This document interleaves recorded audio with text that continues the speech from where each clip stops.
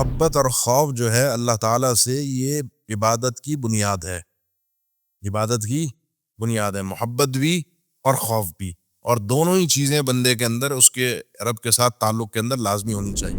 یہ وحی ہر نبی کی طرف کی گئی ہے کہ اگر آپ نے شرک کیا تو آپ کے عمل کو اللہ تعالیٰ برباد کر دے گا۔ مخاطب نبی ہے، سنانا امت کو ہے، بتانا مجھے اور آپ کو ہے۔ بھی اپنا تزکیہ کرنا ہے، اپنے آپ کو پاک صاف کرنا ہے، اپنے آپ کو سدھارنا ہے، اس کو اپنے آپ کو قرآن سے جوڑنا پڑے گا۔ حنیف کا معنی ہوتا ہے جو شرک سے بیزار ہے اور ایک اللہ کی طرف اخلاص کے ساتھ متوجہ، اس کو کسی کی پرواہ نہیں ہے سوائے ایک اللہ کے، جو کسی ایک سے التجا نہیں کرتا سوائے ایک اللہ کے۔ کل فی فلک یسبحون، یہ سارے جتنے سٹارز اور جو سیارے ہیں جو بھی ہیں، یہ ان میں سے ہر ایک اپنے اپنے آربٹ میں، اپنے اپنے مدار میں چل رہا ہے، بلکہ تیر رہا ہے۔ قرآن کی تعبیر تیرنے کی ہے، اور تیرنا ہوتا ہے کہ جو چیز بغیر کسی سہارے کے چل رہی ہو، ظاہری کسی سہارے کے۔ اولاد جو ہے نا وہ عطا الہی ہے، یہب لمن یشاء اناثا، جس کو چاہے بیٹیاں دیتا ہے، جس کو چاہے بیٹے ہی بیٹے دیتا ہے، کسی کو چاہے بیٹے بیٹیاں دونوں دے دیتا ہے، اور کسی کو چاہتا ہے بے اولاد رکھتا ہے، وَيَجْعَلُ مَن يَشَاءُ عَقِيمًا۔ اور یہ ساری چیزیں اللہ کی حکمت کے تحت چلتی ہیں۔ وَلَقَدْ يَسَّرْنَا الْقُرْآنَ لِلذِّكْرِ فَهَلْ مِن مُّدَّكِرٍ۔ السلام علیکم ورحمۃ اللہ وبرکاتہ۔ اعوذ باللہ من الشیطان الرجیم، بسم اللہ الرحمن الرحیم۔ فلما جن علیہ اللیل رأى کوکبا قال هذا ربی فلما افل قال لا احب الآفلین۔ سورۃ الانعام آیت نمبر 76۔ فلما جن علیہ اللیل رأى کوکبا، پس جب جنہ، یہ جنہ لفظ جنون، جن، جنین، یہ لفظ ہم پڑھتے ہیں۔ جنین جو بچہ ماں کے پیٹ میں ہوتا ہے، جن مخلوق معروف ہے، اور جو بھی چیز چھپی ہوئی ہوتی ہے، نظر نہیں آ رہی ہوتی، اس کے لیے یہ لفظ استعمال ہوتا ہے۔ جب ان کے اوپر رات چھا گئی، رات نے ان کو چھپا لیا، اندھیرے نے ان کو ڈھانپ لیا۔ علیہ اللیل، رات کے اندھیرے نے ان کو ڈھانپ لیا، رات کا اندھیرا ان کے اوپر چھا گیا۔ تو رآ کوکبا، ابراہیم علیہ السلام نے ایک کوکب، ایک ستارہ دیکھا۔ تو قال ھذا ربی، انہوں نے فرمایا کہ یہ میرا رب ہے۔ فلما افل، پھر جب وہ ستارہ غائب ہو گیا، چھپ گیا، غروب ہو گیا، تو قال، ابراہیم علیہ السلام نے فرمایا لا احب الآفلین، میں محبت نہیں کرتا غائب ہو جانے والوں سے، چھپ جانے والوں سے۔ کل یہاں پر ہماری بات رکی تھی، ابراہیم علیہ السلام نے اپنے والد سے پہلے گفتگو کی تھی، ان کو فرمایا کہ جو بت تم نے بنائے ہوئے ہیں، جن کو پوجتے ہو، اتنے سارے یہ عقل کے خلاف ہے۔ اس قوم میں بت پرستی بھی تھی، بتوں کی عبادت ظاہری، اور آسمانی یہ جو مخلوقات ہیں، ستارے ہیں، سورج ہے، چاند ہے، اس کی پرستش بھی تھی کہ ان کی بھی تاثیر ہوتی ہے زمین پر۔ اور یہ بالکل مشابہ ہے، اگر آپ نے اس قوم کی عبادت اور نظریات کو سمجھنا ہو تو بہت قریب تر ہے ہندوؤں کے نظریات کے۔ جو ہندوؤں کے نظریات ہیں وہ چاند، ستارے، سورج اور ہر قسم کا بت، جس کے لیے انہوں نے کاموں کو تقسیم کیا ہوا ہے کہ یہ دیوی، یہ بت، یہ دیوتا اس کام کے لیے، یہ رزق کے لیے، یہ اولاد کے لیے، یہ مشکل کشائی کے لیے، فلاں چیز کے لیے، فلاں چیز کے لیے۔ تو ان کے اندر دونوں طرح کا شرک تھا، زمینی شرک بھی، زمینی مخلوقات کو شامل کرنے کا، اور آسمانی مخلوقات کو شامل کرنے کا۔ زمینی مخلوقات کی بات تو اوپر ہو گئی کل، اتنے سارے بت جن کو اپنے ہاتھوں سے انسان بناتا ہے، جو نہ سن سکتے ہیں نہ دیکھ، کسی کام کے نہیں ہے، توڑ بھی دیا ان کو، کل تذکرہ ہوا تھا۔ رہی بات آسمان کی، اب ان کو سمجھانا تھا، کل بھی میں نے ذکر کیا تھا کہ یہ عقلی استدلال ہے۔ اب ذرا سا اس کو سمجھیے کہ کیسے انہوں نے اپنی قوم کو سمجھایا۔ جب رات آ گئی تو ایک ستارے کو دیکھا، وہ پوچھتے تھے ستاروں کو، ستاروں کی تاثیر ہوتی ہے، جیسے آج بھی لوگ مانتے ہیں، ستاروں کے چلنے سے، ستاروں کے سیر سے بارش کا نظریہ، انسان کی قسمت کا نظریہ، یہ جو ہمارے ہاں قسمت کے حال اپنے سٹارز کے حساب سے، آپ کی جو تاریخ پیدائش ہے اس کے حساب سے آپ کا سٹار کیا ہے، پھر آپ کا یہ مہینہ، سال کیسے گزرے گا، وہ ستاروں کی گردش سے ان چیزوں کی تاثیر کو سمجھتے ہیں، جو کہ شرک ہے۔ تو انہوں نے بھی ستارے کو دیکھا, کہا کہ جب اس کی تاثیر ہے, یہ ایسے کر سکتا ہے اور یہ بڑے بڑے کام کرتا ہے, میرا رب ہے. جب غائب ہو گیا تو انہوں نے کہا میں غائب ہونے والوں سے محبت نہیں کرتا. یہ تینوں چیزوں میں آگے چاند کا تذکرہ آ رہا ہے, اس کے بعد سورج کا تذکرہ آ رہا ہے. استدلال کو تھوڑا سا سمجھیے گا. لوگوں کو بھی پتا ہے کہ یہ چیز روز آتی ہے اور روز غائب ہوتی ہے. اس کے جب یہ نہیں تھا, نہ ہونے سے ہونے پر انہوں نے انکار نہیں کیا, یہ تو پہلے تھا ہی نہیں, اب کیسے آ گیا. ہوتے ہوئے جب غائب ہو گیا پھر استدلال کیا کہ یہ تو غائب ہو گیا. اس کو رب ماننا ہی نہیں تھا. ہذا ربی, یہ اس کو کہتے ہیں مناظرے کے اندر, گفتگو کے اندر وقتی طور پر صرف سامنے والے کو سمجھانے کے لیے اس کے دعوے کو تسلیم کرنا ہے کہ اگر تمہاری بات ٹھیک ہے تو چلو وقتی طور پہ مان کے آگے بڑھتے ہیں, ورنہ اس کا نکلنا ہی اس کے رب ہونے کی دلیل نہیں ہے. پھر ان کو دکھایا کہ نکلا ہے, دیکھو غائب ہو گیا. اور جو غائب ہو جاتا ہے وہ رب نہیں ہوتا, کیونکہ رب تو وہ ہے نا جو آپ کے میرے معاملات کو ہر وقت دیکھے. جس ستارے کو, سیارے کو, جس سٹار کو میں خدا بنا کے جس کی تاثیر سمجھ رہا ہوں کہ اس کے ہونے سے, اس کی حرکت سے جب وہ غائب ہو جاتا ہے تو پھر میری قسمت کا کیا بنتا ہے؟ جب میرے معاملات کون دیکھتے ہیں؟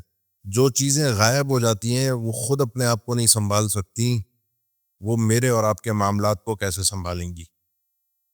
پہلی چیز. دوسری چیز, یہ چیزیں بھی مقدور ہیں اور مخلوق ہیں, ستارے بھی, یہ سٹارز بھی. اس کا مطلب یہ ہے کہ ان کا سسٹم کوئی اور چلا رہا ہے. وہ کون چلا رہا ہے وہ تو 3 آیات کے بعد بات آئے گی. تو جو ان کا سسٹم چلا رہا ہے اس کی طرف متوجہ ہونا چاہیے. تیسری چیز جو اس آیت میں ہے وہ ہے انی لا احب فلما افل قال لا احب الافلین, میں نہیں محبت کرتا. یہ وہ محبت ہے جو خالق سے, مالک سے کی جاتی ہے, اور یہ اس کا حق نہیں ہے. جو غائب ہو جاتے ہیں, جو چھپ جاتے ہیں, جو مر جاتے ہیں, جو سو جاتے ہیں, جن کو اپنا شعور نہیں ہوتا, جو خود بیمار ہو جاتے ہیں, وہ میرے اور آپ کے کس کام آ سکتے ہیں؟ ڈائریکٹ اللہ. اور اللہ سے یہ محبت جو ہے یہ عبادت کی بنیادوں میں سے ایک بنیاد ہے. تو انہوں نے فرمایا میں ان سے محبت نہیں کرتا. تو قوم اس کی عبادت کرتی تھی, یہ تو چھوٹا سا ایک سٹار تھا جو ہمیں نظر آیا.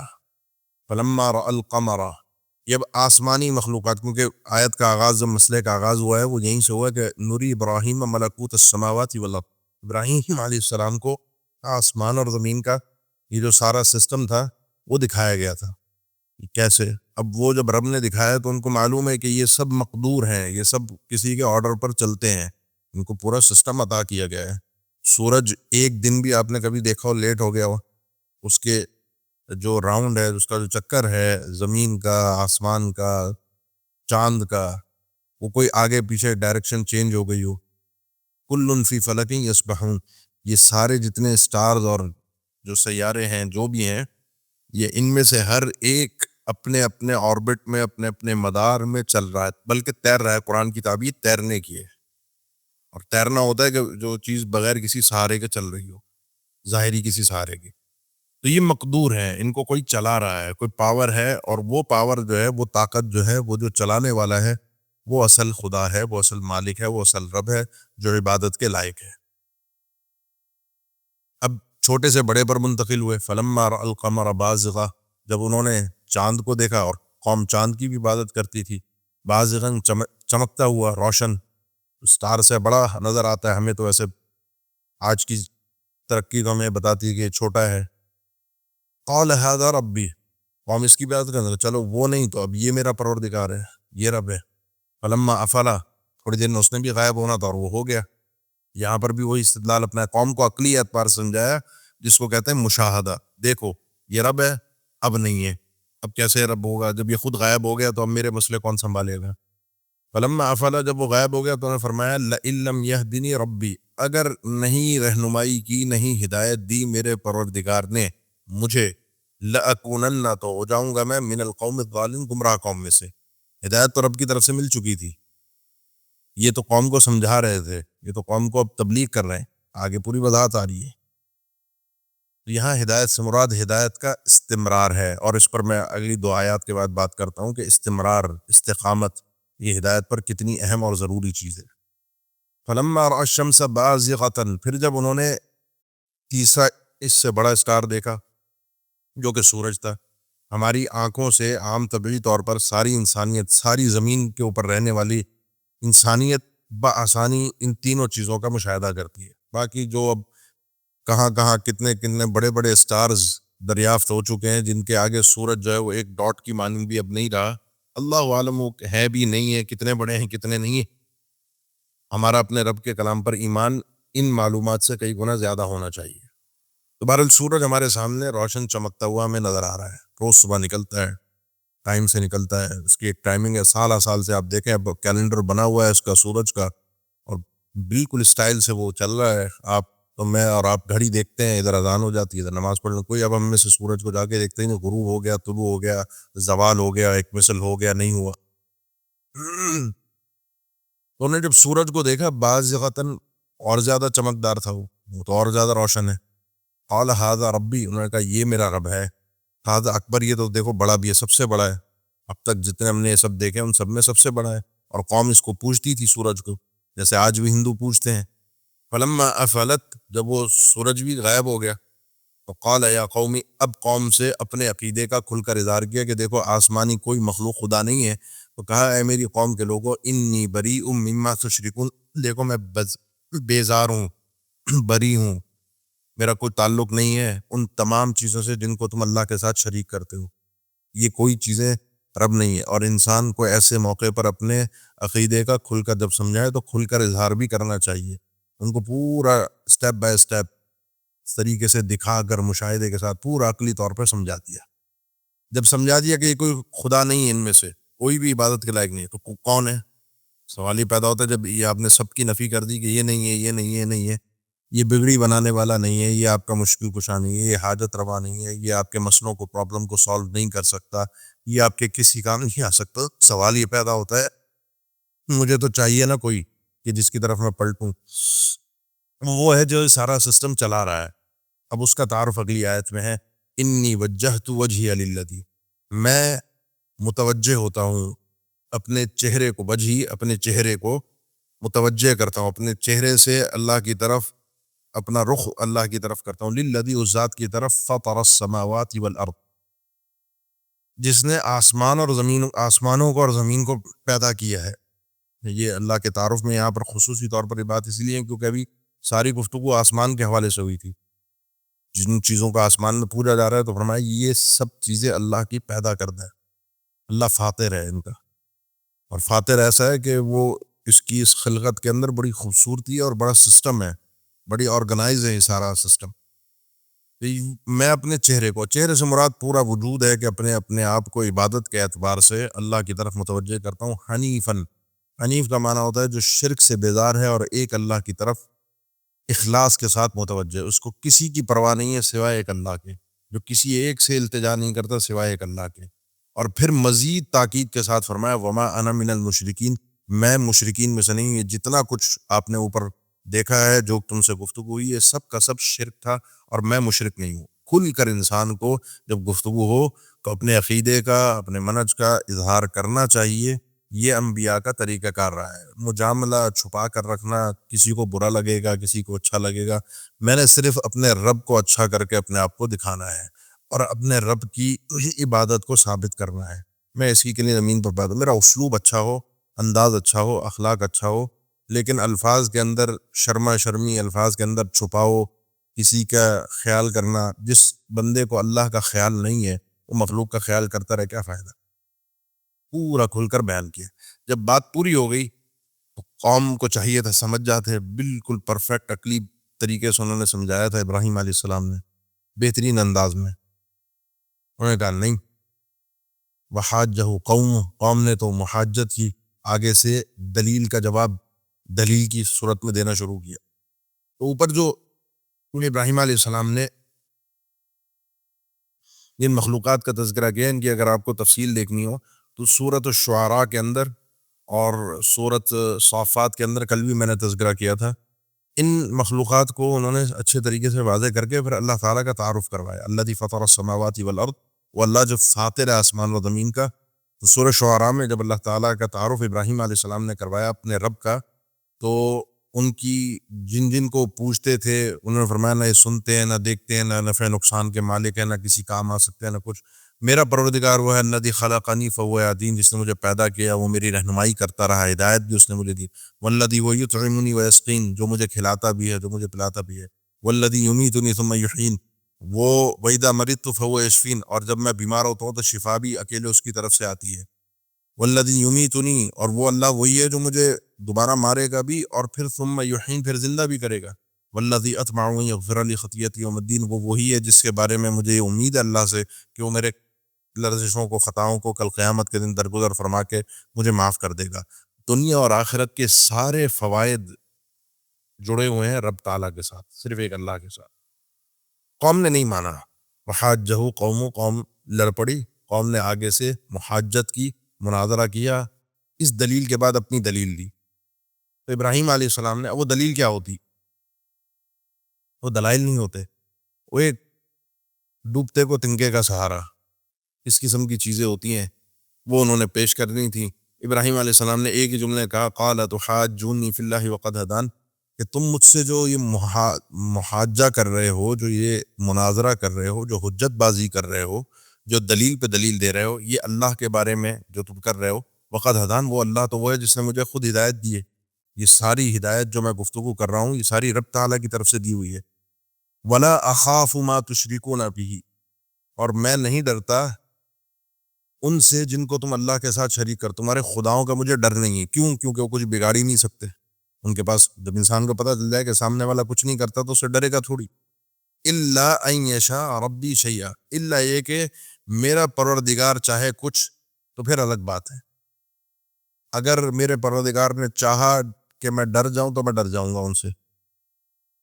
یہ کیا ہے؟ یہ وہ الفاظ ہیں جو ابھی میں نے آپ کو ذکر کیا تھا، میں آگے بتاتا ہوں۔ جب یہ بات ہوئی تھی لئن لم یہدنی ربی لأکونن من، میرے پروردگار نے اگر مجھے ہدایت نہ دی تو میں گمراہ ہو جاؤں گا۔ یہاں پہ بھی انہوں نے اس چیز کا اظہار کیا کہ اگر اللہ نے چاہا تو اس عقیدے پر، اس دین پر، اس توحید پر میں چلتا رہوں گا استقامت کے ساتھ۔ اللہ نے نہیں چاہا، معاملہ الٹ بھی ہو سکتا ہے۔ اور ان کی دعا بھی ابراہیم علیہ السلام کی آگے ہم پڑھیں گے انشاءاللہ 13ویں پارے میں سورہ ابراہیم میں، وَجُنُوبْنِي وَبَنِيَّ أَن نَعْبُدَ الْأَصْنَامَ، اللہ مجھے بھی محفوظ رکھنا، میری اولاد کو بھی، کہ ہم بتوں کی عبادت کریں۔ حالانکہ نبی اللہ کی طرف سے وحی آ رہی ہے، لیکن پھر بھی اللہ کی طرف سے استقامت، اس توحید پر مضبوطی، اس کا بار بار سوال کر رہے ہیں اور اس کی نسبت اللہ تعالیٰ کی طرف کر رہے ہیں۔ ان چیزوں کو پڑھنے کے بعد آپ کا اور میرا بار بار ہر نماز میں، ہر رکعت میں یہ الفاظ دہرانا بڑی گہرائی کے ساتھ کہ اہدنا الصراط المستقیم، یہ ہمیں سمجھ میں آ جانا چاہیے کہ صراط المستقیم کسی کی ملکیت نہیں ہے، میری ملکیت۔ مجھے اگر ہدایت مل گئی ہے، اس کا معنی نہیں ہے کہ میں اس ہدایت پر مروں گا۔ سیدنا عبداللہ بن مسعود رضی اللہ تعالیٰ نے فرمایا تھا کہ جو گزر گئے نا، جو دنیا سے چلے گئے، اقتدا ان کی ہوتی ہے۔ فإن الحي لا تؤمن على الفتنة، جب تک آدمی زندہ ہے نا، روح جسم میں ہے، تو زندہ آدمی پر یہ نہیں ہے کہ وہ فتنوں سے محفوظ ہے۔ جب تک روح ہے، جب تک فتنے، کوئی بھی آزمائش، کوئی بھی تبدیلی آ سکتی ہے، کچھ بھی ہو سکتا ہے۔ تو انسان کو ہمیشہ اپنی استقامت کی دعا کرنی چاہیے۔ یہ نہیں ہے کہ نہیں میں جی اس مسجد کا، میں سعد بن وقاص کا نمازی ہوں، لہذا میں تو بخشایا، میں توحید پر پکا ہوں اور میری توحید میں کبھی کوئی خلل آ ہی نہیں سکتا۔ یہ تصور غلط ہے۔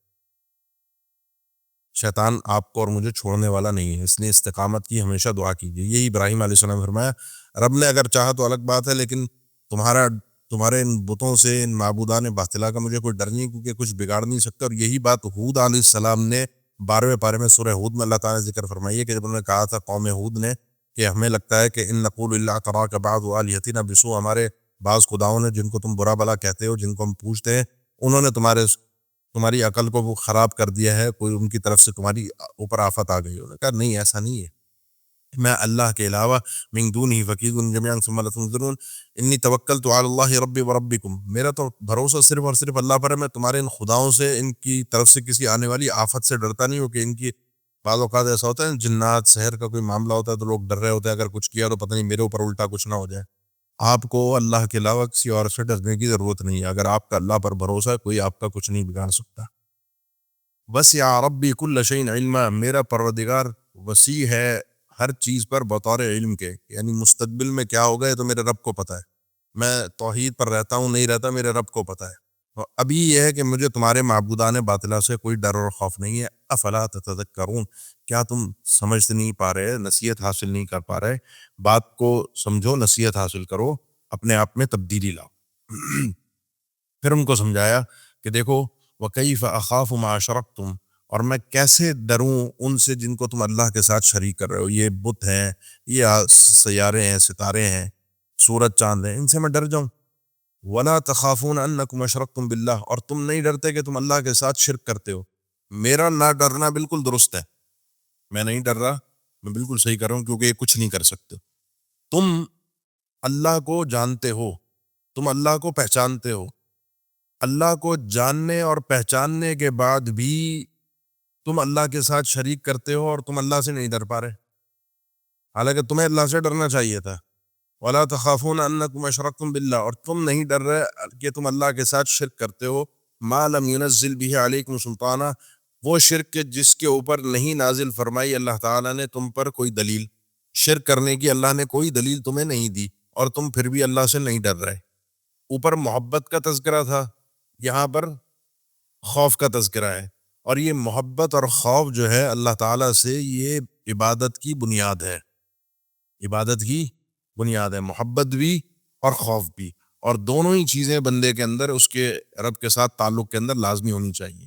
فَأَيُّ الْفَرِيقَيْنِ أَحَقُّ بِالْأَمْنِ، اب دونوں فریقوں میں سے، تم ہو میں ہوں، ایک مشرک ہے اور ایک مومن ہے، احق بالامن، امن کا زیادہ مستحق حقدار کون ہے؟ کون سے امن کا؟ دنیا اور آخرت دونوں جہان میں، یہ تو اللہ ہی بتائے گا۔ ان کنتم تعلمون، اگر تمہیں علم ہو کہ امن کس کو حاصل ہوگا، بے خوف زندگی کس کو ملے گی دنیا اور آخرت میں، اور وہ اللہ نے اگلی ہی آیت میں ہمیں بتا دیا ہے، الذین آمنوا، وہ لوگ جو ایمان لائے، ولم یلبسوا ایمانہم، اور نہیں لبس کیا، نہیں ملایا، نہیں مکس کیا انہوں نے اپنے ایمان کو ظلم کے ساتھ، اولئک لہم الامن، یہی لوگ ہیں جن کے لیے امن ہے، وہم مہتدون، اور یہی لوگ ہدایت یافتہ ہیں۔ امن ان کے لیے جنہوں نے اپنے ایمان کے ساتھ ظلم کو مکس نہیں کیا۔ مشہور ترین حدیث سیدنا عبداللہ بن مسعود کی، فرماتے ہیں بھی آیت نازل ہوئی، صحابہ پریشان ہوئے اور ایک سوال لے کر اللہ کے رسول کے پاس ہے کہ امن اس کو ملے گا جس کے ایمان میں ظلم نہیں ہے، اور ظلم کا معنی آپ سب جانتے ہیں، وضع الشیء فی غیر موضعہ، کہ انسان کسی چیز کو اس کی وہ جگہ دے جو اس کا وہ مقام اور مرتبہ نہیں ہے، چاہے اس کو کم کر دے چاہے اس کو بڑھا دے، دونوں ظلم ہے۔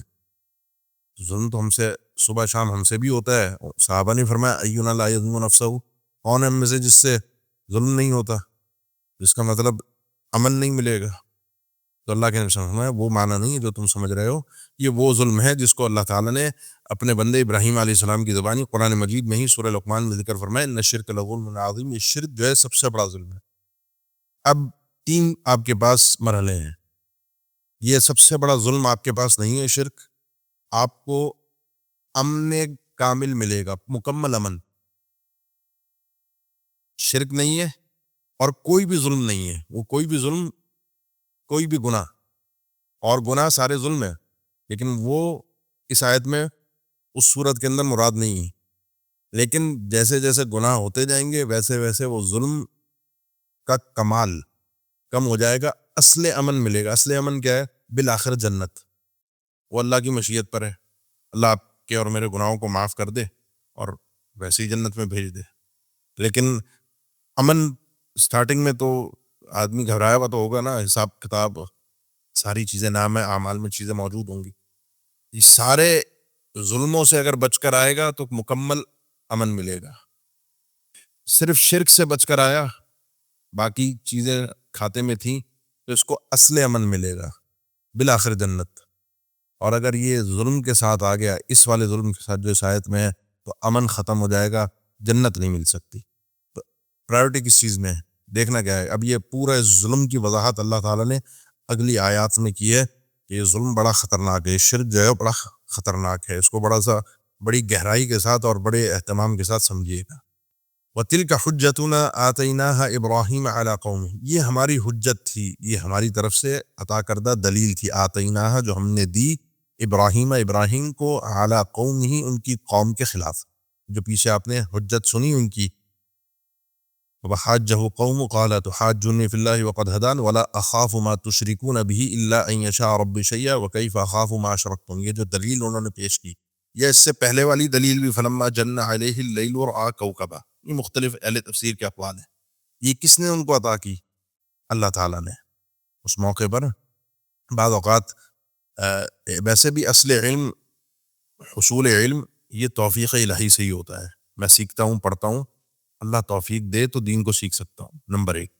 نمبر دو، بعض اوقات جب ٹائم ہوتا ہے بتانے کا، عمل کرنے کا، تو کل بھی اس پر بات ہوئی تھی، نسیان جس کو کہتے ہیں، تو اس وقت یاد کروانا. آپ سو کر اٹھے، آپ کو سو کر اٹھنے کی دعا پڑھنے کو یاد کروانا، توفیق دینا. آپ گھر سے نکلے، اس کی دعا پڑھوانا. آپ سواری پر سوار ہوئے، اس کی دعا پڑھوانا. آپ نماز میں پڑھ رہے ہیں، آپ ویسے اپنے لیے آخر میں بیٹھے ہیں دعائیں کرنے کے لیے، تو وہ اس وقت دعاؤں کو الہام کرنا کہ یہ مانگ لو، یہ بھی توفیق ہی نہیں. حالانکہ دعائیں آپ کو سینکڑوں آتی ہیں، لیکن چند نہیں مانگ پاتے ہیں. وہ چند کیوں مانگ پاتے ہیں؟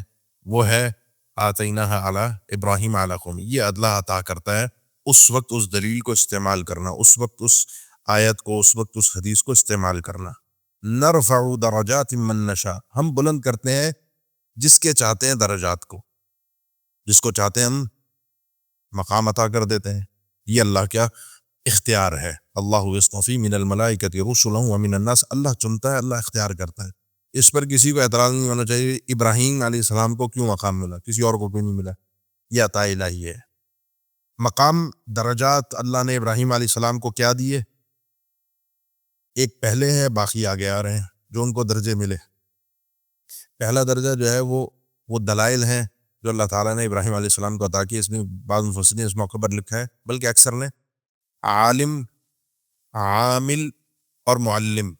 جو انسان علم رکھتا ہو، عمل کرتا ہو اور علم کو سکھاتا ہو، تینوں چیزیں ابراہیم علیہ السلام کی پہلے گفتگو کے اندر آپ کو ملیں گے. علم بھی تھا، اپنی گفتگو پر عمل بھی تھا، اور اس چیز کو انہوں نے آگے پورے جذبے کے ساتھ اور پورے اطمینان کے ساتھ آگے منتقل کیا ہے. قوم کو بالکل کھلے الفاظ میں سمجھایا ہے، کیونکہ ان چیزوں کے اندر مجاملہ، ڈھکی چھپی چیز، آگے پیچھے لگی لپٹی چل نہیں سکتی، کیونکہ آگے ایمان کا مسئلہ خطرناک ہے. یہ چیز ہے جو انسان کے درجات کو بلند کر دیتی ہے. یرفع اللہ الذین آمنوا منکم والذین اوتوا العلم درجات. اللہ تعالیٰ درجات کو ان کے بلند کرتا ہے جن کو اللہ تعالیٰ نے علم عطا کیا ہوتا ہے. یہ پہلی فضیلت ابراہیم علیہ السلام کو علم کی بنیاد پر اللہ تعالیٰ نے عطا کی. باقی اور فضیلتیں ہیں جن کا تذکرہ اللہ تعالیٰ نے آگے ذکر کیا ہے. ان ربک حکیم علیم، آپ کا پروردگار بہت ہی حکمت والا اور بہت خوب جاننے والا. ابراہیم علیہ السلام کے قصے جہاں جہاں آپ کو عام طور پہ نظر آئیں گے نا، وہاں پر ابراہیم علیہ السلام، یوسف علیہ السلام، یعقوب علیہ السلام، یہ اللہ کی یہ دو صفات آپ کو، یہ دو نام بکثرت پڑھنے کو ملیں گے، علیم الحکیم، حکیم العلیم. آپ کا پروردگار رب تعالی حکمت والا بھی ہے اور خوب جانتا ہے اس نے کس طرح سے اس سسٹم کو بنایا، نبوت کے، ہدایت کے، لوگوں کی رہنمائی کے لیے. وہ جس کو چاہتا ہے فوقیت دے دیتا ہے، علم اس کے پاس ہے. پھر ابراہیم علیہ السلام کی قوم سے گفتگو، یہ آپ سب کے علم میں ہے، جو 16 پارے کا کل بھی میں نے تذکرہ کیا تھا، سورہ مریم کا، جو اپنے والد سے گفتگو ہوئی، ان کو سمجھایا. والد نے کہا کہ اگر لئن لم تنتهِ لأرجمنك واهجرني مليا، باز نہ آئے اپنی ان باتوں سے، ان حرکتوں سے، میں تمہیں مار دوں گا، رجم کر دوں گا، نکال دوں گا، جس کو کہتا ہے آگ کر دوں گا، میری آنکھوں سے دور ہو جاؤ. اب کیا تھا؟ آپشن تو نہیں تھا، یا اللہ ہے یا ابا ہے. جب یہ فیصلہ آ جائے تو پھر انسان رب کو اختیار کرتا ہے. یہ پہلا خاندان تھا ابراہیم علیہ السلام، ان کی بیوی لوط علیہ السلام، جن کا تذکرہ سورہ عنکبوت میں 20 بارے میں اللہ تعالیٰ نے ذکر فرمایا، فآمن له لوط وقال انی مہاجر الی ربی. یہ لوط علیہ السلام بھی ابراہیم علیہ السلام کے ساتھ ایمان لائے، اور وہ بھی اپنے رب کے لیے ہجرت کر کے ان کے ساتھ نکلے. اور یہ راجع قول کے مطابق ان کی پیدائش جو بابل شہر کی تھی، وہاں سے انہوں نے ہجرت شروع کی. ابراہیم علیہ السلام نے وہاں سے ہجرت شروع کی اپنی بیوی سارہ کے ساتھ اور لوط علیہ السلام. تو ایک خاندان کی شکل میں لوط علیہ السلام ان کے بھتیجے ہیں اور خود بھی نبی ہیں. یہ پورا خاندان پہلا خاندان تھا جس نے ایک اجتماعی شکل میں اللہ کی خاطر ہجرت کی تھی، سب کچھ چھوڑ چھاڑ کے، گھر بار، اپنے والدین، اپنے معاملات، چیزیں، سب کچھ چھوڑ چھاڑ کے وہ نکل گئے. اب سب کچھ چھوڑا ہے تو اللہ نے وہاں ذکر فرمایا فلما اعتزلہم، جب انہوں نے سب کچھ چھوڑ دیا اللہ کی خاطر، وما یعبدون من دون اللہ، اور سارے شرک کو چھوڑ کر، ان کے مشرکین خداؤں کو چھوڑ کر نکل گئے. وَهَبْنَا لَهُ اسحاق و یعقوب، تو ہم نے ان کو وہب کیا. وہب کہتے ہیں تحفہ، تحفے کے طور پر ہم نے ان کو دیا اسحاق اور یعقوب. یہ اللہ کا تحفہ ہے. اللہ نے اولاد کو، ویسے بھی قرآن مجید میں للہ ملک السماوات والارض یخلق ما یشاء یہب لمن یشاء اناثا ویہب لمن یشاء الذکور او یزوجہم ذکرانا واناثا ویجعل من یشاء عقیما. اللہ نے اولاد کی عطا کو وہب سے تعبیر کیا. وہب کہتے ہیں تحفے کو، عطا کو، مفت کی عطا. اولاد جو ہے نا وہ عطا الہی ہے. یہب لمن یشاء اناثا، جس کو چاہے بیٹیاں دیتا ہے، جس کو چاہے بیٹے ہی بیٹے دیتا ہے، کسی کو چاہے بیٹے بیٹیاں دونوں دے دیتا ہے، اور کسی کو چاہتا ہے بے اولاد رکھتا ہے. وَيَجْعَلُ مَن يَشَاءُ عَقِيمًا. اور یہ ساری چیزیں اللہ کی حکمت کے تحت چلتی ہیں. اولاد فضل الہی ہے. یہ آپ جائیے، جو معالجین علاج کرتے ہیں نا، جو ہمارے ڈاکٹر حضرات ہیں جو اس قسم کے امراض کو دیکھتے ہیں، بے اولادی کے مسائل کو دیکھتے ہیں، ان سے جا کر پوچھئے. میں نے ایک سے گفتگو کی تھی ایک دفعہ بڑے عرصے پہلے. اس نے کہا یہ ہے تو ہم علاج تو کرتے ہیں، مطلب دوا اور چیزیں مختلف، لیکن اس نے کہا کہ یہ ہے عطا الہی. ہمارے علاج کے بعد بھی نہیں ہوتی اولاد، اور کسی کے ہم ٹیسٹ کرواتے ہیں، رپورٹس آتی ہیں، پتہ چلتا ہے کہ اس بندے میں، اس عورت میں معاملہ اس کا بن نہیں سکتا، اولاد ہو نہیں سکتی. ہم علاج شروع بھی نہیں کرتے اور اللہ کی طرف سے عطا ہو جاتی ہے. یہ عطا الہی ہے. تو ہم نے عطا کی ابراہیم، اور ابراہیم علیہ السلام کو آپ سب جانتے ہیں، پہلی اولاد اسماعیل علیہ السلام 86 سال بڑھاپے میں جا کر خود ان کو ملی. جب وہ بیوی بھی بانجھ تھی، جس کا تذکرہ اللہ تعالیٰ نے سورہ ہود میں کیا ہے، ان کی بیوی بھی بانجھ تھیں، بچہ پیدا کرنے کی ان میں اس وقت صلاحیت ہی نہیں تھی، خود بھی ایجڈ ہو چکے تھے. آپ کو پتہ ہے اب کوئی اسباب نہیں ہے، کوئی ظاہری اسباب نہیں، اسی لیے یہ تحفہ ہے. یہ تحفہ ہے کیونکہ وہاں چھوڑا ہے، یہاں اللہ نے عطا کیا اس کے بدلے میں. اور صرف عطا نہیں کیا، اس سے بہتر عطا کیا ہے، کیونکہ ہے وَوَهَبْنَا لَهُ اسحاق و یعقوب. ہم نے ان کو اسحاق بھی دیا. اسحاق کے بعد وَبَشَّرْنَاهُ بِإِسْحَاقَ وَمِن وَرَاءِ اسحاق یعقوب. سورۃ میں اللہ نے فرمایا کہ اسحاق علیہ السلام کی جب ان کو خوشخبری دی تو اسحاق علیہ السلام کے بعد ان کی اولاد یعقوب کا بھی اسی وقت بتایا کہ یہ پیدا ہوں گے، ان کے بعد ان کا بھی بچہ پیدا ہوگا جو یعقوب ہوگا، اور اس کے بعد نسل چلے گی. یعنی ایک انسان کو اس کی نسل آگے بڑھنے کا، بچے کے نہیں، بچے کے بچے کی بھی خوشخبری اسی وقت دے دی. صرف خوشخبری نہیں دی، کلن ہدینا، ان سب کے سب کو ہم نے ہدایت دی. یہ اصل چیز ہے. بچے کی پیدائش اسی لیے ربی حبلی من الصالحین، اللہ مجھے جو اولاد دے. زکریا علیہ السلام کی دعا جو ہے، اللہ اولاد تو دے لیکن وہ نیک اولاد ہو. اولاد کا نیک ہونا ضروری ہے، ورنہ اگر بد مل جائے، بری اولاد مل جائے، وہ آپ معاشرے کے اندر مجھ سے بہتر جانتے ہیں کہ کیا پھر وہ حال ہوتا ہے اور کیا لوگوں کے معاملات بنتے ہیں. اللہ جن کو اولاد دی، اللہ نے ان کو نیک صالح بنا دے. اور ہمیں بھی جو ہمارے بڑے ہیں، ہمارے بڑوں کے لیے اللہ ہمیں نیک بنا دے. ہمارے جو والدین بڑے ہیں، ہم ان کے لیے نیک بن جائیں، ان کے خدمت گزار بن جائیں. یہ نیکی بہت بڑی چیز ہے. تو اللہ انعام در انعام کہ اولاد بھی ہوگی، اولاد کی اولاد بھی ہوگی، اور ہدایت یافتہ ہوگی. کلن ہدینا، ان سب کو ہدایت ملے گی. پھر ان کے اوپر احسان کو مزید ذکر کیا کہ یہ صرف آگے نہیں ہے، بلکہ تمہارے اگر والد، خاندان، قوم، قبیلہ، ان کا جو بڑوں کا تم نے مسئلہ دیکھا وہ نہیں مان رہے، نہیں سن رہے، تو ایسا نہیں ہے. تمہارے بڑوں میں بھی، تمہاری آباء و اجداد کے اندر بھی نیک لوگ گزرے ہیں.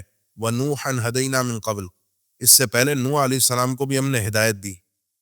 انبیاء کا ایک سلسلہ ہے، اور نوح علیہ السلام ان کو آدم ثانی کہا جاتا ہے. یہ الگ مسئلہ ہے، انشاءاللہ جب 12ویں پارے میں اپنی جگہ پر آئے گا تو وہ آدم ثانی جن کو کہا جاتا ہے اس کو وہاں انشاءاللہ ڈسکس کریں گے.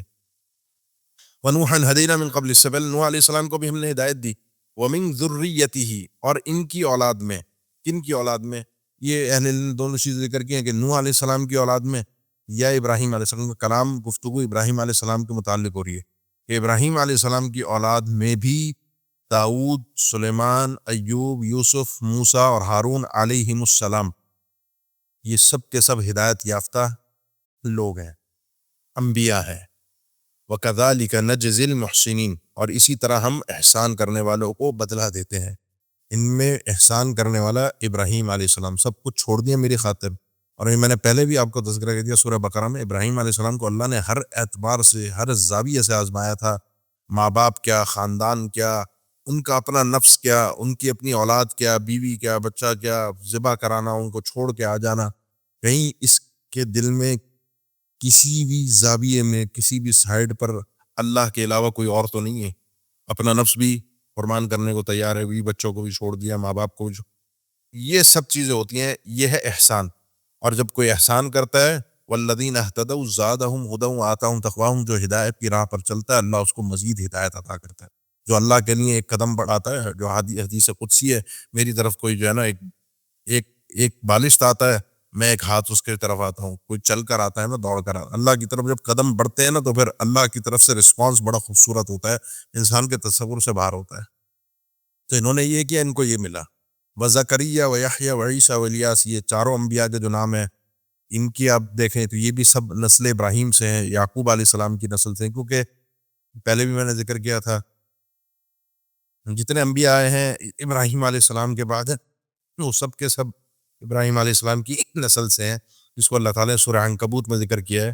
وَوَهَبْنَا لَهُ إِسْحَاقَ وَيَعْقُوبَ وَجَعَلْنَا فِي ذُرِّيَّتِهِ النُّبُوَّةَ وَالْكِتَابَ, کہ اللہ نے پھر ان کی ذریت میں, ان کی اولاد میں ہی نبوت کو رکھ دیا. پہلے دنیا میں مختلف جگہوں پہ مختلف خطوں پہ انبیاء آئے ہیں, لیکن پھر بنی اسرائیل میں انبیاء آئے ہیں.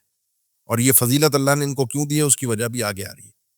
کل من الصالحین, یہ سب کے سب نیک لوگوں میں سے ہیں, عبادت میں, اخلاق میں, کردار میں, نیتوں میں. یہ زکریا, یحییٰ, عیسیٰ اور الیاس, یہ چار انبیاء خاص طور پر بڑی آزمائشوں سے گزرے ہیں, جن کا تذکرہ وقتاً فوقتاً آتا رہے گا انشاءاللہ. واسماعیل والیسع ویونس ولوطا, اور اسماعیل علیہ السلام, یسع علیہ السلام, یونس علیہ السلام اور لوط علیہ السلام.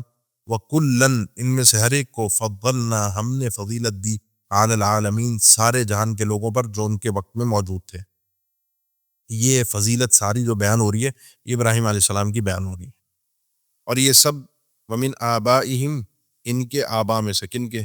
ابراہیم, ان انبیاء, ان کے آبا میں سے, آبا و اجداد میں سے, وذریاتہم, ان کی آگے نسلوں میں سے, واخوانہم, ان کے بھائیوں میں سے. ان سب کو ہم نے ہدایت دی ہے. کلن ہدینaa سے تعلق ہے سب کا.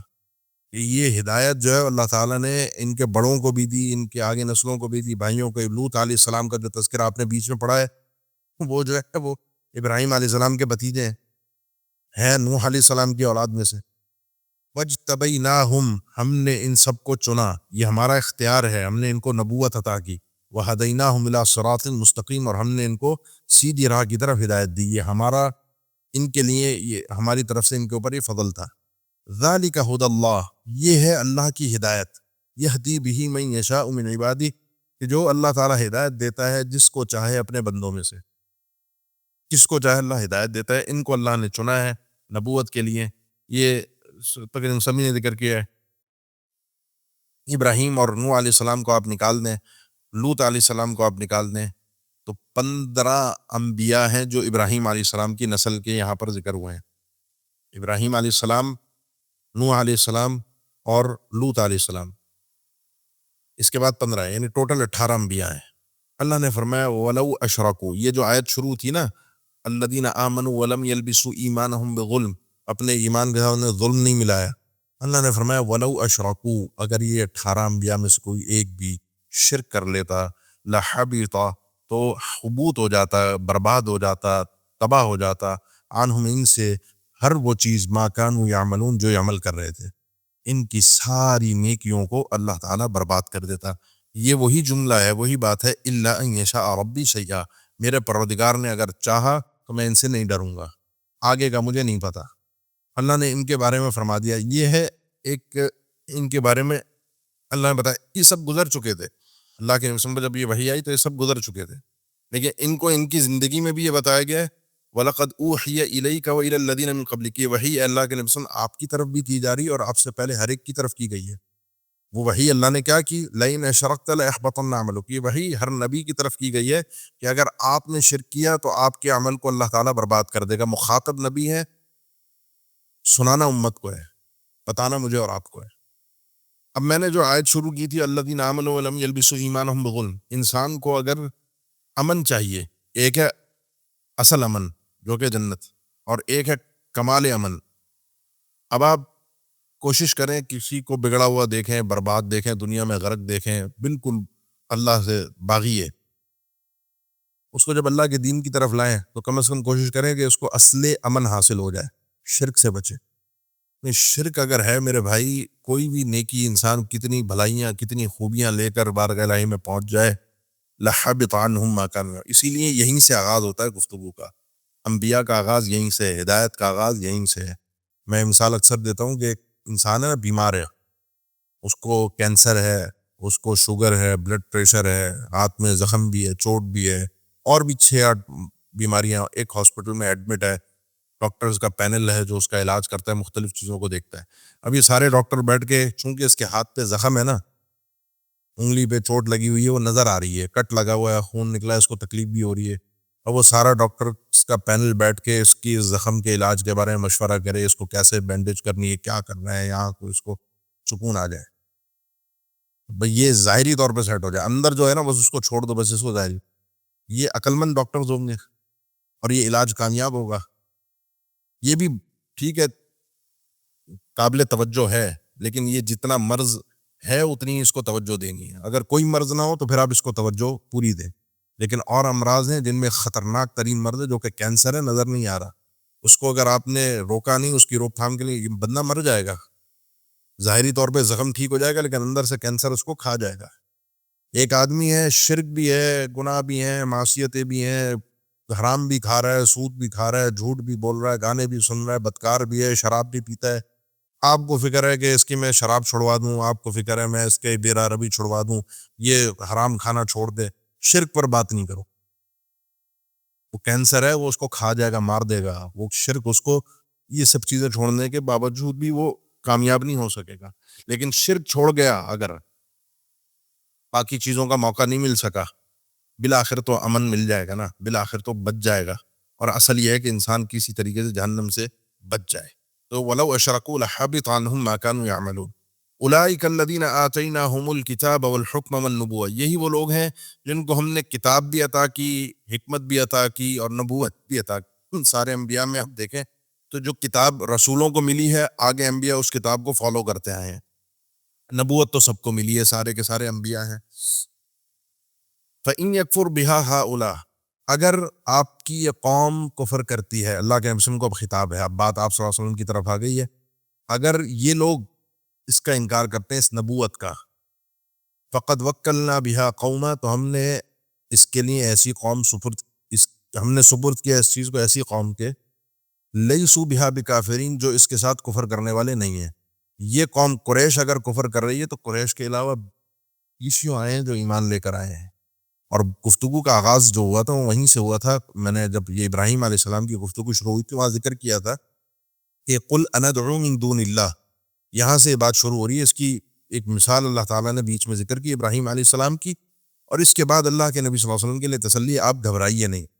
وَكَذَّبَ بِهِ قَوْمُكَ، کل جہاں سے بات شروع ہوئی تھی، وَكَذَّبَ بِهِ قَوْمُكَ وَهُوَ الْحَقُّ، آپ کی قوم اس کو جھٹلا رہی لیکن یہ سچی ہے، آپ پریشان نہ ہوئیے۔ کیوں؟ کیونکہ اللہ اس دین کے لیے اور لوگوں کو دے گا، اور یہ جو ان لوگوں کو ہدایت ملی ہے، ان لوگوں کو جو اللہ نے چنا ہے، جو ان انبیاء کے نام ذکر ہوئے ہیں، ان کو صرف نسل کی بنیاد پر نہیں چنا اللہ نے۔ قریش کو ہدایت ملے گی، جن کو ملی ہے نسل کی بنیاد پر نہیں ملی، یہ اللہ کا فضل ہے، جس کو چاہے وہ عطا کرتا ہے۔ انبیاء بنی اسرائیل میں آئے ہیں، یہ اللہ کا فضل ہے، اس نسل کے لیے، نسل کی بنیاد پر، نسل کی خوبی کی بنیاد پر، وہ پھر ان سے چھن گیا بعد میں، وہ ایک تفصیلی مضمون ہے۔ اولئک الذین ھدی اللہ، یہی وہ لوگ ہیں جن کو اللہ نے ہدایت دی ہے، فبہداہ مقتدی، تو آپ بھی ان کی ہدایت کی پیروی کیجیے، آپ بھی ان کے پیچھے پیچھے، سارے انبیاء کے آپ پیچھے پیچھے، اور سارے انبیاء کے پیچھے ہمیں بھی چلنا ہے، اللہ کے نبی صلی اللہ علیہ وسلم بھی چلے ہیں۔ یہاں پر بہرحال ایک اصولی مسئلہ ہے کہ کیا پرانی شریعتیں جو پچھلی ہیں، کیا وہ ہمارے لیے حجت ہے، دین ہے یا نہیں ہے، وہ ایک گہرا مسئلہ ہے، ابھی وقت نہیں ہے اس کو ذکر کرنے کا۔ اللہ کے نبی صلی اللہ علیہ وسلم نے ان سارے انبیاء کے طریقے کو اپنایا ہے، اور سب سے زیادہ تکلیفیں بھی اٹھائی ہیں، صبر بھی کیا ہے، اور جو انبیاء کی سب کی ایک دعوت کا محور تھا توحید، اس سب کو اختیار بھی کیا اللہ کے نبی صلی اللہ علیہ وسلم نے، اور بنیادی اس کو بنایا، آغاز ہی اس سے کیا۔ 13 سال مکہ میں صرف یہ ایک ہی بات کی ہے کہ لا الہ الا اللہ تفلحوا، یہ ایک ہی جملہ تھا، ایک ہی بات تھی، اسی کے گرد سارا قرآن، سارا آپ کی گفتگو کا مدار اسی پر تھا۔ قل لا اسألکم علیہ اجرا، اور ان انبیاء کی ہدایت کی پیروی جو آپ نے کرنی ہے تو آپ فرما دیجئے میں نہیں سوال کرتا تم سے اس تبلیغ پر کسی بھی قسم کی اجرت کا، مجھے کوئی پیسے ویسے نہیں چاہیے۔ یہی انبیاء کا طریقہ تھا جو پچھلے انبیاء گزرے ہیں۔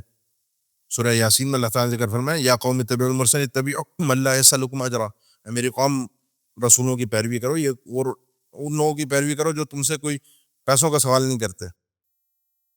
اور سورہ شعراء میں آپ دیکھیں 19ویں پارے میں تو نوح علیہ السلام، ہود علیہ السلام، صالح علیہ السلام، لوط علیہ السلام، شعیب علیہ السلام، وما اسألکم علیہ من اجر ان اجری الا علی رب العالمین، سب کے ناموں کے ساتھ اللہ نے اس دعوت ذکر کی ہے اور اپنی قوم سے کہا ہم تم سے کوئی پیسے نہیں مانگ رہے، کوئی اجرت نہیں چاہیے، یہ کام جو ہم کر رہے ہیں دنیا کی خاطر نہیں کر رہے۔